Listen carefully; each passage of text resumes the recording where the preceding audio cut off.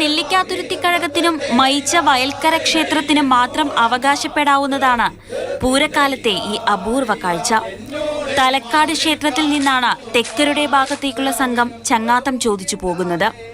അടുത്ത ദിവസം വടക്കരുടെ ഭാഗത്തേക്ക് അരയാതുരുത്തി തറവാട്ടിൽ നിന്നും ബാല്യക്കാരുടെ സംഘം യാത്ര തുടങ്ങും. ആദ്യം അല്പനേരം പൂരക്കളിയാണ്.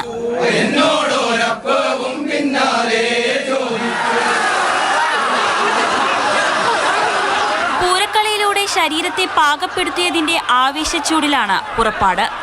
ആർപ്പുവിളികളോടെ പൂരപ്പന്തൽ പൊളിച്ച് പുറത്തേക്കോടുന്ന സംഘം പിന്നീട് പല വഴിക്ക് ചെറു സംഘങ്ങളായി പിരിഞ്ഞ് യാത്ര തുടരും.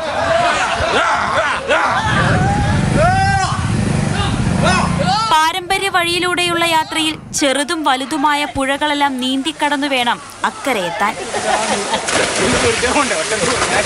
പോകുന്ന പോക്കിൽ എല്ലാ പുഴകളും നീന്തിക്കടന്നാണ് ഇവർ വീടുകളിലേക്ക് എത്തിച്ചേരാം. വീടുകളിൽ അവർക്ക് വേണ്ടിയിട്ടുള്ള എല്ലാ സൽക്കാരത്തിന് വേണ്ടി ചിലയിടത്ത് ഭക്ഷണം, ചിലയിടത്ത് ഈ ഫ്രൂട്ട്സ് ഇതൊക്കെ ആക്കി വെച്ച് വളരെ ഭക്തിയാദരപൂർവ്വം അവരെ വരവേൽക്കാൻ വേണ്ടി വീട്ടുകാർ കാത്തു നിൽക്കുന്നുണ്ട്.